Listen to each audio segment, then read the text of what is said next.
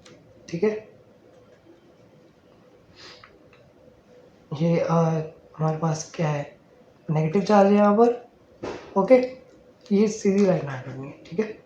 और साथ में ये अमाइनो एसिड हमारा, ओके। और साथ में हमारे पास जो सेरीन है वो रह जाएगा, और साइड में हमारे पास कार्बोक्सिलिक ग्रुप तो निकल ही रहा है। तो आप समझ सकते हैं कि ये रिएक्शन जो है इस तरीके से हुई है कि यहाँ पर फिर से हमारी एक्टिव साइट जनरेट की जा सके, ठीक है। तो यहाँ पर this departure has prepared the active site for the next cycle of catalysis. तो इससे हमारा नेक्स्ट कैटलिसिस दोबारा से हो सकती है, जिसमें हमारे पास एस्पार्टिक एसिड 102 था, हिस्टिडीन 57 था, और सेरीन 195 था। तो यहाँ पर हमारा क्वेश्चन कंप्लीट होता है। So thanks for watching the video. Do subscribe to my channel for more videos and stay happy, stay safe. Thank you so much.